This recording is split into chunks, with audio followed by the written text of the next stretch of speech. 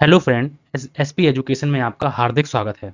आज की क्लास में हम लोग बात करने वाले हैं बिहार शिक्षक भर्ती टीआरई 4 के बारे में हम लोग बात करने वाले हैं। जैसा कि आप लोगों को मालूम है कि हम लोग बिजनेस स्टडी की जो क्लासें हैं उनको हम लोग कर रहे हैं। आप लोगों की काफ़ी दिनों से क्लासें नहीं हो पाई हैं, उसके लिए माफ़ी चाहते हैं।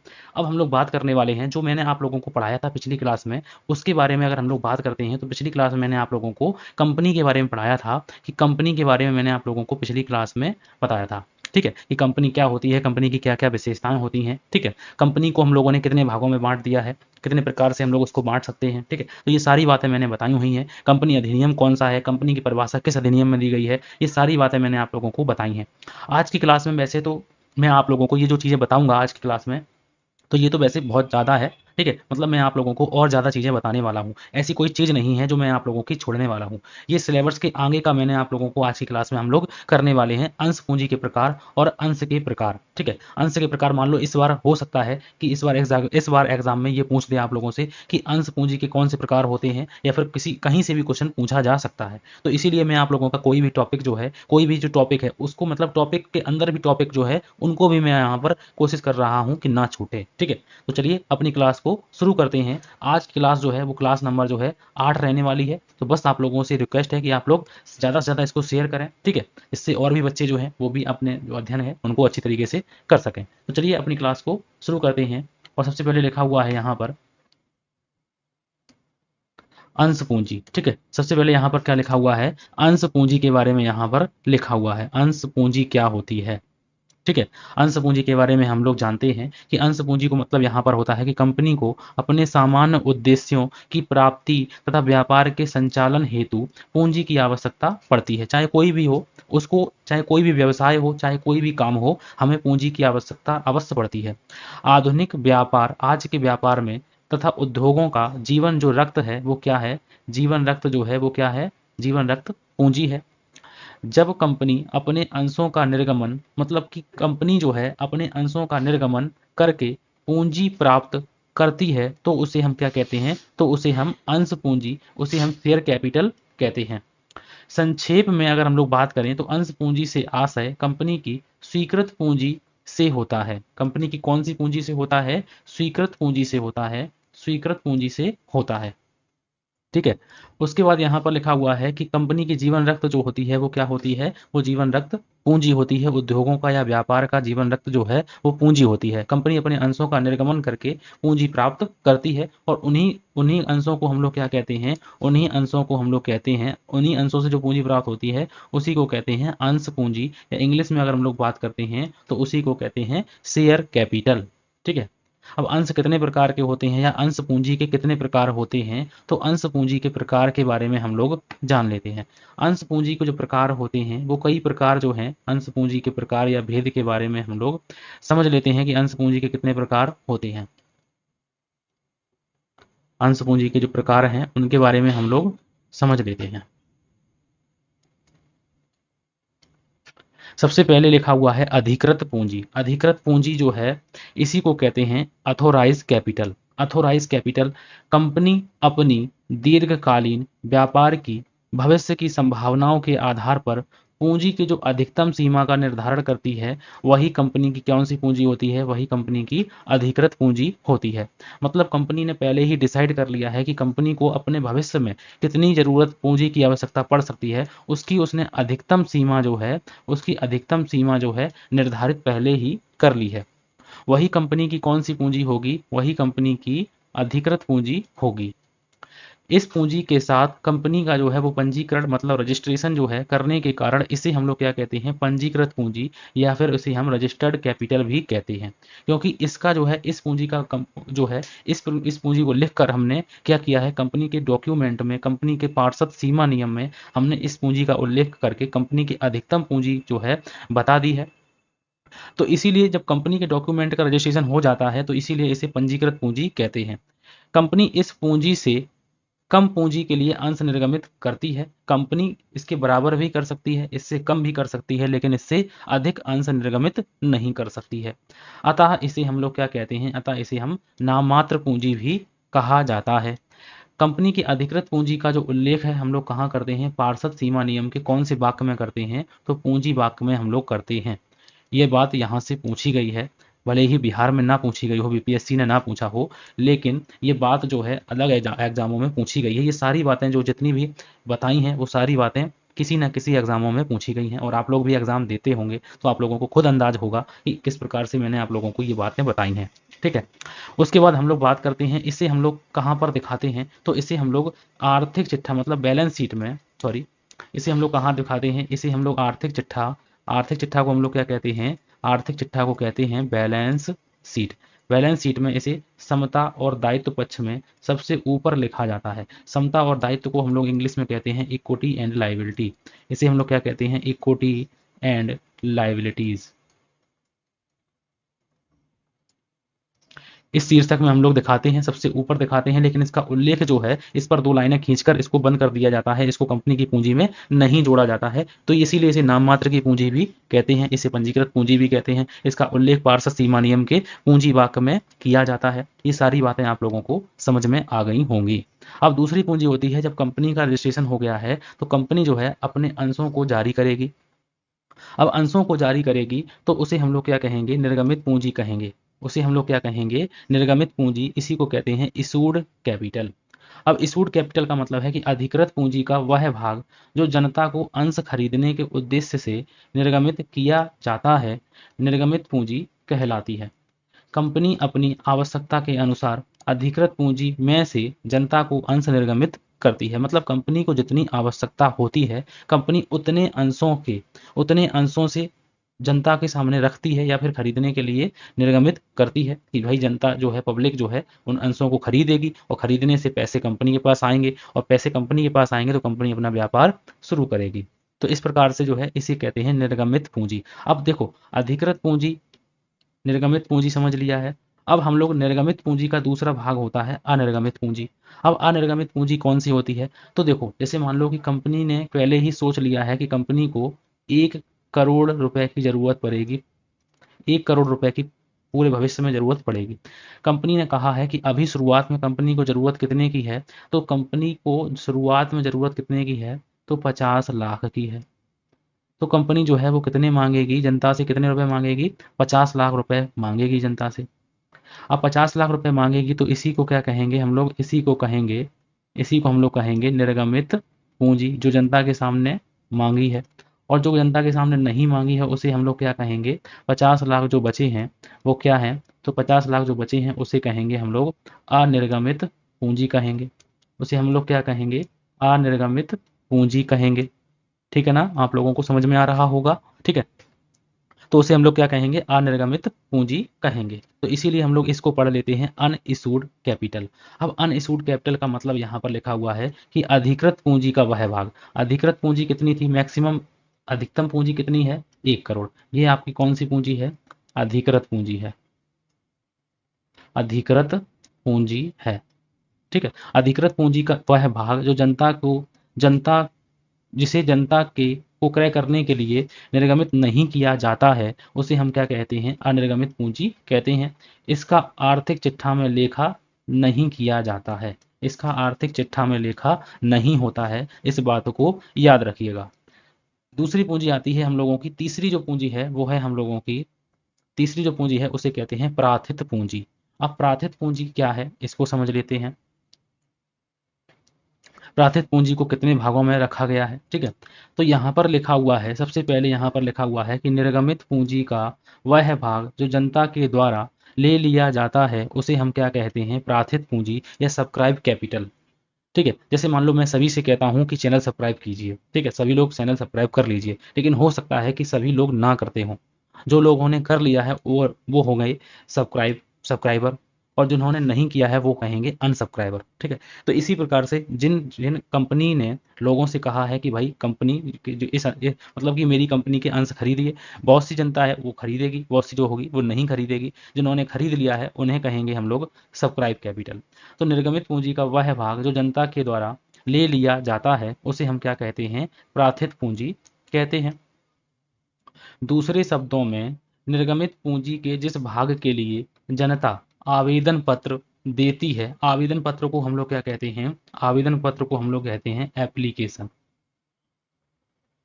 एप्लीकेशन, ठीक है।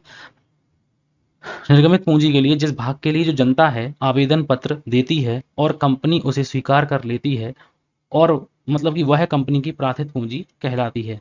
यदि सभी निर्गमित पूंजी को जनता ने ले लेती है तो उसे निर्गमित पूंजी और प्राथित पूंजी की राशि एक समान होगी। मतलब सिंपल सी बात यह है कि आपने जो है लोगों को इनवाइट, मतलब अधिक, आपकी अधिकतम पूंजी कितनी है, 1 करोड़, ठीक है।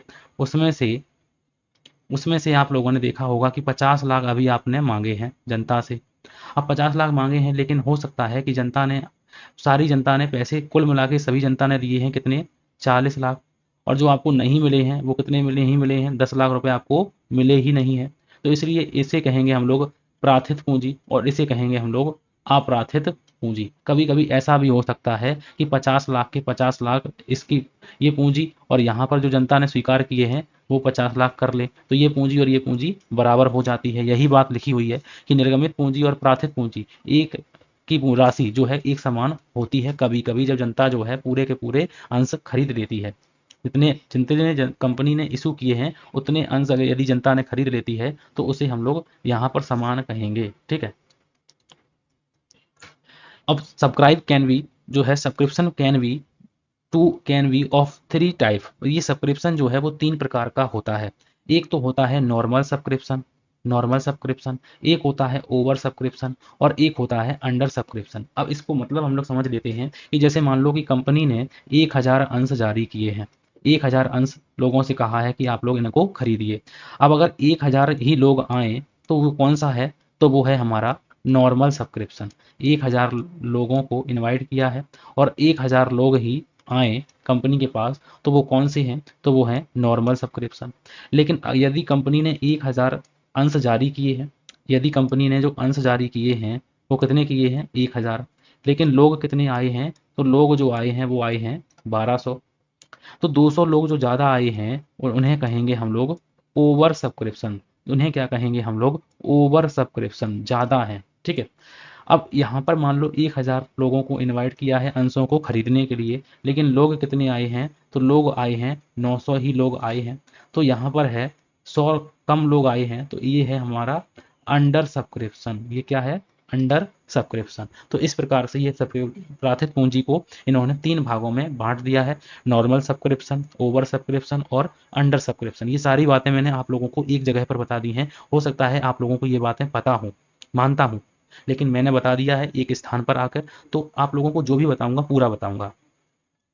आगे बढ़ते हैं और लिखा हुआ है, जैसे मान लो कि हमने, ठीक है, आप लोगों ने कहा है कि प्राथित पूंजी समझ में आ गई। जो कंपनी, यहाँ पर लिखा हुआ है कि कंपनी ने मान लो अंश जारी किए हैं जनता को खरीदने के लिए कि भाई जनता खरीदेगी, लेकिन जनता ने जो है, कंपनी ने 50 लाख जो है वो जनता के सामने रखे हैं, जनता के सामने अंश रखे हैं, जनता के सामने जो है अंश रखे हैं, लेकिन उसमें से जो है 40 लाख, 40 लाख तो है, 40 लाख तो है मिल गए, लेकिन 10 लाख जो है उन्होंने, जनता ने स्वीकार नहीं किया है। तो इसीलिए इसे कहेंगे अप्राथित पूंजी, अप्राथित पूंजी, अनसब्सक्राइब कैपिटल।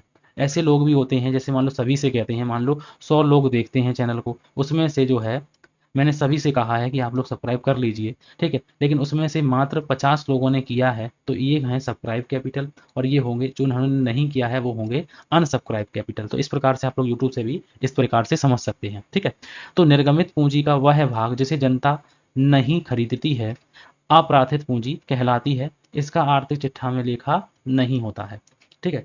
नेक्स्ट लिखा हुआ है याचित पूंजी। याचित पूंजी का मतलब यहाँ पर लिखा हुआ है, याचित पूंजी का मतलब यहाँ पर लिखा हुआ है कि प्रायः कंपनियां अंशों का पूरा मूल्य एक साथ नहीं मांगकर कई किस्तों में याचनाओं में मांगती है। प्राथित पूंजी का वह भाग जिसे कंपनी अपने अंशधारियों से मांगती है उसे हम क्या कहेंगे, याचित पूंजी कहते हैं।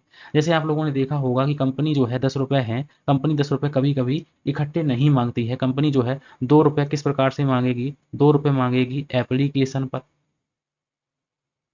एप्लीकेशन पर मांगेगी। मान लो 3 रुपए कितने पर मांग लिए, 3 रुपए मांग लिए उसने अलॉटमेंट पर, 2 रुपए मांग लिए उसने प्रथम कॉल पर, फर्स्ट कॉल पर, और 3 रुपए मांग लिए उसने सेकेंड कॉल पर, या फिर इसी को कह सकते हैं फाइनल कॉल। तो कंपनी को जब जरूरत होती है 2-3 महीने के अंतराल पर कंपनी जो है उनको अंशों को मांगती है। तो इस प्रकार से कंपनी जो है किस्तों में रुपए को मांगती है, किस्तों में कैसे, किस्तों में या फिर याचनाओं में, ठीक है, फर्स्ट किस्त, सेकंड किस्त, थर्ड किस्त, तो इस प्रकार से मांग सकती है, या फिर एप्लीकेशन, अलॉटमेंट, फर्स्ट कॉल और सेकंड कॉल, इस प्रकार से मांग सकती है। दूसरा लिखा हुआ है यहाँ पर अयाचित पूंजी। अयाचित पूंजी मतलब यहाँ पर लिखा हुआ है कि कंपनी के द्वारा ना मांगी गई, ये याद रखना है कि ये बहुत ही इंपॉर्टेंट है आप लोगों के लिए, ये बात जो है काफ़ी महत्वपूर्ण है कि कंपनी के द्वारा ना मांगी गई याचना की राशि अयाचित पूंजी है, इसका आर्थिक चिट्ठा में लेखा नहीं होता है। अब आप लोग समझिए कि इसका हम लोग कंपनी के द्वारा नहीं मांगी गई ऐसी याचना, जो कंपनी जो है भविष्य में कभी बाद में मांगेगी, कंपनी ने अभी इसको जो है रख लिया है अपने पास, मांगने का अधिकार अभी नहीं है। कंपनी मतलब कि मांग सकती है, अभी भी मांग सकती है, लेकिन कंपनी ने कहा है कि जब आवश्यकता होगी तब हम इसको मांग लेंगे, तो इसीलिए इसे हम लोग रिजर्व कैपिटल भी कहते हैं। अभी मैं आप लोगों को आगे बताऊंगा, ठीक है।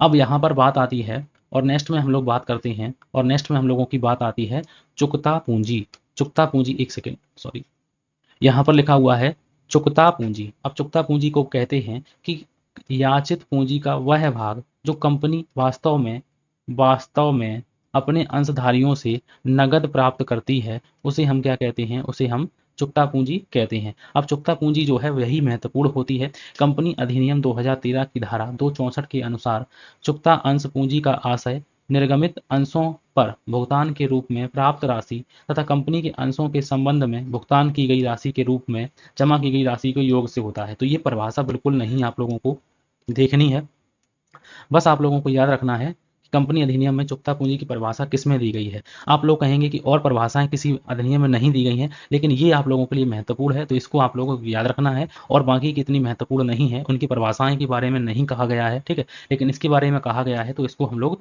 जरूर करेंगे, ठीक है। अब यहाँ पर बात आती है बकाया मांग या फिर अवशिष्ट याचनाएं। ऐसी भी याचनाएं होती हैं जो जैसे मान लो कंपनी ने मांगा है, एक आदमी था, उसका नाम था रमेश, ठीक है। रमेश नाम के आदमी ने कितने अंश खरीदे हैं, 500 अंश कंपनी के खरीदे हैं, और एक अंश की कीमत जो है वो कितने रुपए है, एक अंश की कीमत 10 रुपए है, ठीक है। तो उसको कुल मिला के कितने रुपए देने हैं, 500 गुणे में उसको देने हैं, 500 गुणे में 10 बराबर उसे 5,000 रुपये देने हैं। लेकिन कंपनी जो है उससे रुपए कैसे मांगती है, कंपनी जो है एक साथ नहीं मांगती है। कंपनी ने 2 रुपये उस पर पहले मांगे हैं, फिर 3 रुपये मांगे हैं, फिर 2 रुपये और फिर 3 रुपये।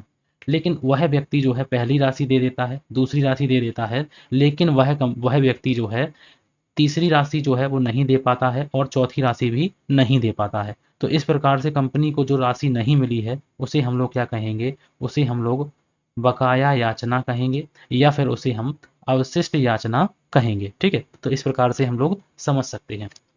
तो बकाया या अवशिष्ट याचना, याचित पूंजी में से जो भाग अंशधारी नहीं देते हैं उसे हम बकाया याचनाएं कहते हैं। इतना जरूरी नहीं है, समझना जरूरी है, तो इस प्रकार से हम लोगों ने समझा दिया है। ये पूंजी आप लोगों के लिए काफी महत्वपूर्ण है। संचित पूंजी, संचित पूंजी बहुत ही अच्छी है आप लोगों के लिए, ठीक है।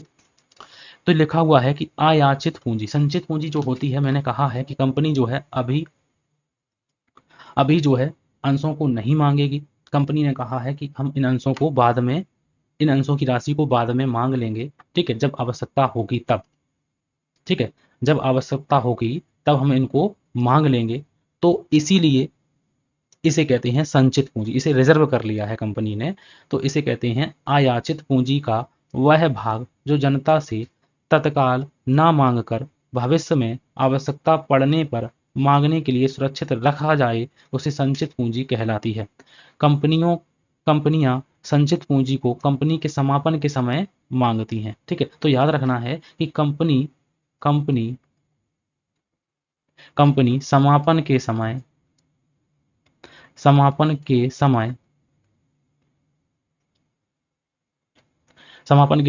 कौन सी पूंजी मांगती है, कंपनी समापन के समय कौन सी पूंजी मांगती है, तो याद रखिए ना कि कंपनी समापन के समय संचित पूंजी जो है कंपनी मांगती है। तो इसका यहाँ पर आप लोगों को याद रखना है।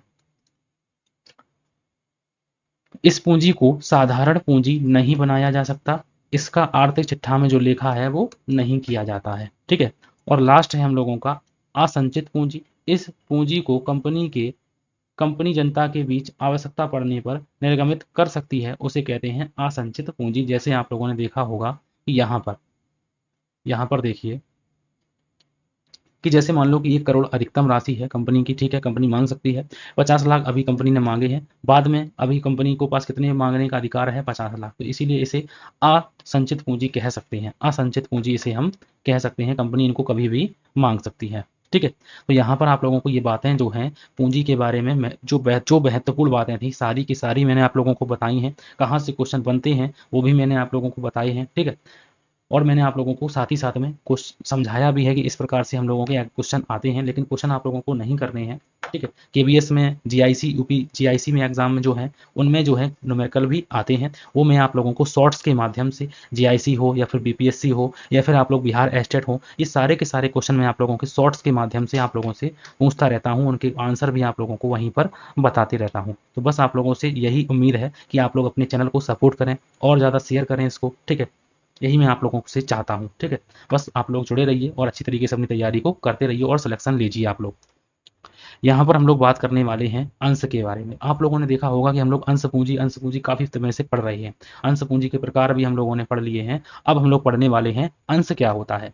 अंश क्या होता है, जैसे मान लो आप लोगों से कि 1 लाख रुपए अगर हम लोग अभी किसी से मांगेंगे तो वो हो सकता है मना कर दे कि भाई हमारे पास नहीं है। लेकिन यदि हम उससे कहें कि आप हमें 10 रुपए के 10-10 करके दे दीजिए, एक से हमने 10 रुपए मांगे, दूसरे से अगर हमने 10 रुपए मांगे, तीसरे से हमने 10 रुपए मांगे, तो इस प्रकार से कई लोगों से हमने 10-10 रुपए करके मांगे। तो इस प्रकार से लोग हमें ये दे देंगे, ठीक है। तो कंपनी ने क्या किया, कंपनी ने ये सोचा है कि कंपनी ने कहा है कि हम अपने जो रुपए हैं 1 लाख पूंजी है उसको इकट्ठा नहीं मांगेंगे, उसको हम छोटे छोटे हिस्सों में बांट देते हैं। उसने जो है हिस्से कर लिए, मान लो 10-10 के छोटे छोटे हिस्से कर लिए। तो इस प्रकार से हम लोग अगर देखते हैं तो कंपनी ने अपने हिस्से कितने कर लिए हैं, तो कंपनी ने अपने हिस्से जो कर लिए हैं पूंजी के वो 10,000 हिस्से कर लिए हैं। अब इन हिस्सों को मार्केट में कंपनी रख देगी और कहेगी कि इन अंशों को आप लोगों को इन हिस्सों को खरीदिए। अब लोग आएंगे खरीदने तो उसकी कीमत जो है 10 रुपये है। जितने हिस्से लोग खरीदेंगे वो उतना ही कंपनी में मालिक बन जाएगा। तो लोग कहीं जितने पास लोगों के पास रुपए होंगे, मान लो किसी के पास 50 रुपए हैं, तो लोग कितने खरीद लेंगे, एक हिस्सा आता है 10 रुपए का, तो 50 रुपए में वो व्यक्ति कितने खरीद लेगा, 5 अंश खरीद लेगा। कितने अंश खरीद लेगा, 5 अंश खरीद लेगा। मान लो किसी के पास 250 रुपए हैं, तो वो कितने अंश खरीद लेगा, तो वो यहाँ पर देखिए कि वो 25 अंश खरीद लेगा। तो इस प्रकार से कंपनी ने अपने पूंजी को छोटे छोटे हिस्सों में बांट दिया है। उन्हीं हिस्सों को हम लोग क्या कहते हैं, उन्हीं हिस्सों को हम लोग अंश कहते हैं। तो यहाँ पर लिखा हुआ है कि कंपनी की अंश पूंजी की से छोटी एक विभाज्य इकाई को अंश कहते हैं। अंश पूंजी वाली कंपनी की पूंजी को एक निश्चित राशि के जिन हिस्सों में बांटा जाता है उन्हें हम क्या कहते हैं, उन्हें अंश कहते हैं।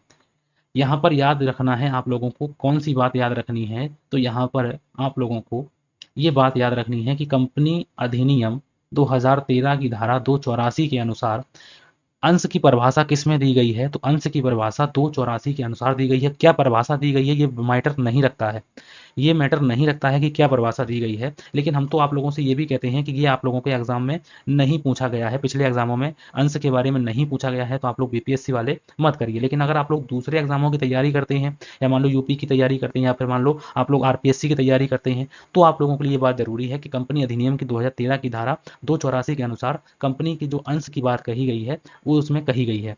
क्या कही गई है कि अंश का आशय एक कंपनी की अंश पूंजी में से एक अंश से है, और इसमें स्टॉक भी शामिल है।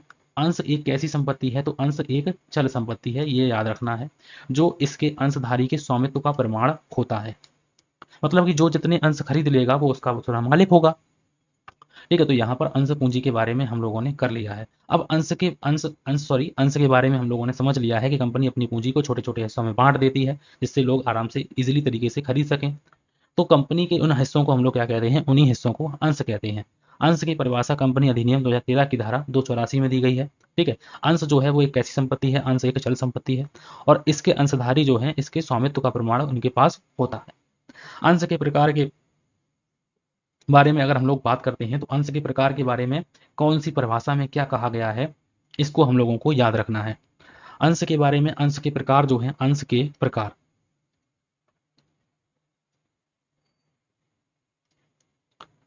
अंश के प्रकार के बारे में हम लोग जान लेते हैं कि कंपनी अधिनियम 2013 की धारा 43 के अनुसार अब याद रखना है कि यहाँ पर हम लोग 43 में आप लोगों के कौन कौन से अंश हैं, समता अंश भी हैं और आप लोगों के कौन से अंश हैं, पूर्वाधिकार अंश भी हैं। तो याद रखना है, बस एक परिभाषा याद रखनी है, 43 धारा 243 के अनुसार निर्गमित अंश दो प्रकार के होते हैं तथा सीमित दायित्व वाली कंपनी और सार्वजनिक कंपनियां इन्हीं दो अंशों को निर्गमित करती हैं। कौन कौन से अंश होते हैं, तो एक होते हैं हम लोगों के समता अंश होते हैं और एक होते हैं हम लोगों के पूर्वाधिकार अंश होते हैं। समता अंश क्या होते हैं, इनके बारे में जान लेते हैं कि कंपनी अधिनियम 2013 के में कहा गया है कि अंशों द्वारा, ये बातें आप लोगों को देखो परिभाषाएं मैं आप लोगों को जरूर करा रहा हूं लेकिन याद नहीं करनी है, एक भी याद नहीं करनी है, बस इतना याद रखना है कि अंश कितने प्रकार के होते हैं, तो अंश दो प्रकार के होते हैं।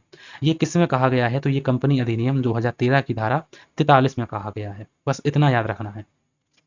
ठीक है, तो यहां पर आप लोगों को बस इतना ही याद रखना है। तो यहां पर लिखा हुआ है कि अंशों द्वारा सीमित किसी कंपनी की दशा में समता अंश पूंजी वह पूंजी है जो पूर्वाधिकार अंश पूंजी नहीं है। सिंपल भाषा में ये कहा गया है कि अंशों द्वारा सीमित किसी कंपनी की दशा में समता अंश पूंजी वह है जो पूर्वाधिकार अंश पूंजी नहीं है। अब यहां से हम लोग पढ़ते हैं कि समता अंश पर लाभांश कंपनी के विभाजन योग्य लाभ में से पूर्वाधिकार अंशधारियों को लाभांश बांटने के बाद मिलता है। मतलब कि सबसे पहले किसे मिलेगा, तो सबसे पहले मिलेगा पूर्वाधिकार अंशधारियों को, फिर उसके बाद अगर कुछ बचता है तो समता अंशों को मिलेगा, अगर नहीं बचता है तो नहीं मिलेगा।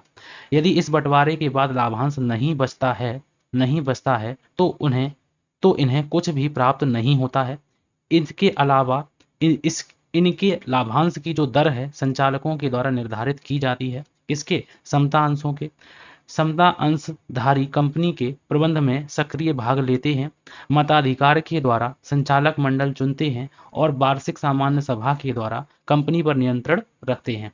वस्तुतः जो है समता अंशधारी कंपनी के वास्तविक स्वामी होते हैं। ये कई बार क्वेश्चन यहाँ से पूछा गया है। वैसे तो ये सारी बातें बहुत महत्वपूर्ण हैं कि कौन से अंशों की लाभांश दर निश्चित होती है और कौन से की दर जो है वो निश्चित नहीं होती है, किनको लाभांश पहले मिलता है, किनको लाभांश बाद में मिलता है। तो ये प्रकार हैं एक तरीके से। अगर हम लोग इनके प्रकार को अगर हम लोग लिखने बैठ जाएं तो काफ़ी समय लग जाएगा, लेकिन आप लोगों को डिस्क्रिप्टिव पेपर तो देना नहीं है, आप लोगों तो एमसीक्यू पेपर देना है, तो आप लोग बस इतना ही आप लोगों के लिए काफ़ी काम आएगा। ठीक है, अब बात आती है कि इसके प्रकार होते हैं और अगर होते हैं तो स्वेट समता अंश क्या होते हैं, आईपीओ क्या होता है।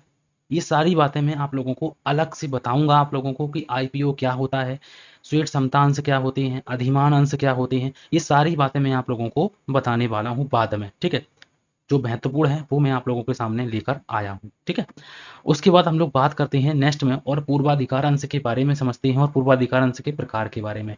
अब आप लोग कहेंगे कि समता अंश के प्रकार क्या नहीं होते हैं, तो नहीं होते हैं। ठीक है, पूर्वाधिकार अंशों को यहाँ पर कहा गया है, परिभाषा याद नहीं रखनी है। ठीक है, हम लोग पढ़ लेते हैं कि अंशों द्वारा सीमित, एक सेकेंड, यहाँ पर हम लोग देख लेते हैं कि अंशों द्वारा सीमित किसी कंपनी की दशा में पूर्वाधिकार अंश पूंजी कंपनी द्वारा निर्गमित अंश पूंजी का वह भाग है जिस पर लाभांश के भुगतान में या तथा कंपनी के समापन पर पूंजी के भुगतान में पूर्वाधिकार होता है। मतलब सबसे पहले लाभांश पाने का अधिकार हो और कंपनी के समापन होने पर कंपनी के पूंजी भुगतान में इनका पूर्वाधिकार हो, इन्हें हम क्या कहते हैं, पूर्वाधिकार अंश कहते हैं या प्रेफरेंस शेयर कहते हैं। अब प्रेफरेंस शेयर होते कितने प्रकार के हैं, तो प्रेफरेंस शेयर जो होते हैं उनके प्रकार यहाँ पर लिखे हुए हैं। सबसे पहला होता है संचयी पूर्वाधिकार अंश। संचयी पूर्वाधिकार अंश को कहते हैं कम्युलेटिव प्रेफरेंस शेयर। संचयी पूर्वाधिकार अंश का मतलब होता है कि जैसे मान लो कि इन अंशों पर किसी कंपनी को हानि हुई है और कंपनी को वार्षिक रूप से हानि हुई है तो कंपनी जो है लाभांश नहीं दे पाएगी। तो यदि इस प्रकार के अंश कंपनी के पास हैं तो इनका जो है लाभांश संचित हो जाएगा। कंपनी जब भी प्रॉफिट कमाएगी, जब भी गेन में होगी, प्रॉफिट में होगी, तब कंपनी को इनके लाभांश जो है पुराने भी देने हैं और नए भी देने होते हैं। तो इसीलिए इन्हें संचयी पूर्वाधिकार अंश कहते हैं। दूसरे होते हैं असंचयी पूर्वाधिकार अंश, जिनका जो है लाभांश असंचयी होता है, जिनका लाभांश संचित नहीं किया जा सकता, उन्हें हम लोग क्या कहते हैं, असंचयी पूर्वाधिकार अंश कहते हैं। नेक्स्ट में लिखा हुआ है परिवर्तनशील पूर्वाधिकार अंश। अब परिवर्तनशील पूर्वाधिकार अंश ऐसे अंश जिनका परिवर्तन किया जा सकता है उन्हें हम लोग परिवर्तनशील पूर्वाधिकार अंश कहते हैं। उन्हें हम लोग क्या कहते हैं? उन्हें हम लोग परिवर्तनशील पूर्वाधिकार अंश कहते हैं। अब इनका परिवर्तन हम लोग किस में कर सकते हैं? तो इनका जो है परिवर्तन, इन अंशों के धारकों को यह अधिकार होता है कि वे चाहें तो निश्चित अवधि के अंदर अपने अंशों को साधारण अंशों में परिवर्तन कर सकते हैं। किसमें? साधारण अंशों में परिवर्तन कर सकते हैं अगर चाहे तो। ठीक है, साधारण अंशों में परिवर्तन कर सकते हैं। अगर अपरिवर्तन ऐसे मतलब कि जो इन अंशों के धारकों को अपने अंश साधारण अंश में परिवर्तित करने का अधिकार नहीं होता है, तो इसीलिए इन्हें अपरिवर्तनशील पूर्वाधिकार अंश कहते हैं, क्योंकि इन्हें जो है ऐसा अधिकार नहीं होता है। इन्हें ये अपरिवर्तनशील होते हैं, इन्हें परिवर्तन करने का अधिकार नहीं होता है। नेक्स्ट में लिखा हुआ है कि शोध पूर्वाधिकार अंश। शोध पूर्वाधिकार अंश का मतलब यहाँ पर लिखा हुआ है, यहाँ पर शोध पूर्वाधिकार अंश की बात करते हैं तो इसमें जो है कंपनी की धारा दी गई है। तो कंपनी अधिनियम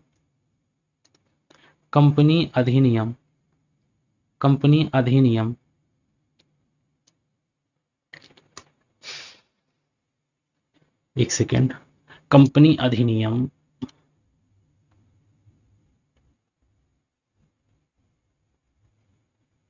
तो यहां पर बात आती है कि कंपनी अधिनियम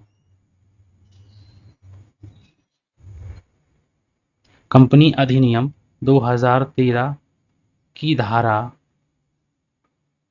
धारा 55 में इनके प्रावधान दिए गए हैं। शोध पूर्वाधिकार अंश का मतलब है कि एक निश्चित समय के बाद, एक निश्चित अवधि के बाद इन अंशों को, इनका भुगतान जो है वो कंपनी के द्वारा वापस किया जाता है, तो इन्हें हम लोग रेडीमेड प्रेफरेंस शेयर कहते हैं। और इनका जो है अशोध पूर्वाधिकार अंशों का जो है, इन अंशों का भुगतान कंपनी के समापन पर ही होता है। इन अंशों का भुगतान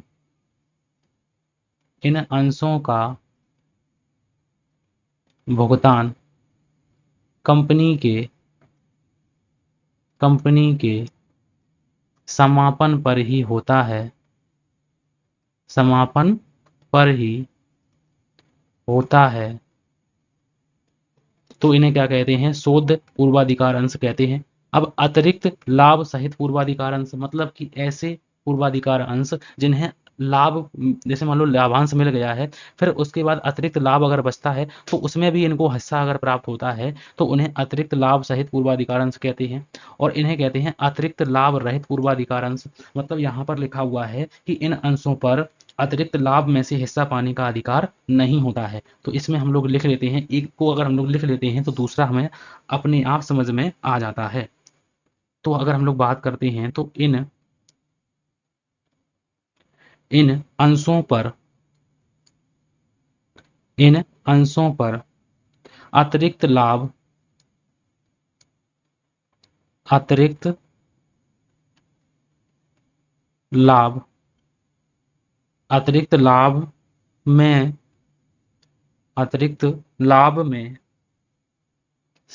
अतिरिक्त लाभ में से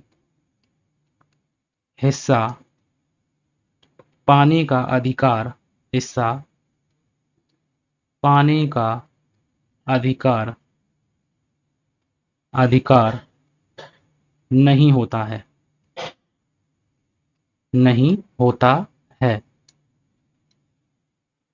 ये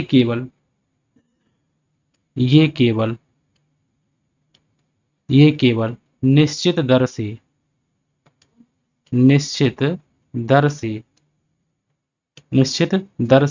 लाभांश प्राप्त करते हैं। ठीक है, जो बात है, जो नहीं, जैसे मान लो कि मैंने वैसे तो कम लिखा हुआ है, मैंने सोचा है कि ज़्यादा से ज़्यादा आप लोगों को कंटेंट जो है दिया जा सके। अगर हम लोग लिखते हैं तो उसमें समय ज़्यादा जाता है, इसीलिए मैं जो भी चीज़ें हैं सारी की सारी आप लोगों के लिए पहले ही लिख लेता हूँ और उनको आप लोगों के सामने पहले ही प्रेजेंटेशन के रूप में आप लोगों को दिखा देता हूँ। यहाँ पर अगर लिखते हैं तो काफ़ी समय जाता है। यहाँ पर यह उल्लेखनीय है कि कंपनी की व्यवस्थाओं के अनुसार भारत में केवल कौन से प्रकार के अंश जो है चलते हैं। तो भारत में, याद रखिए, ये इसमें जो है काफ़ी इंपॉर्टेंट है, भारत में इस प्रकार के अंश प्रचलन में हैं।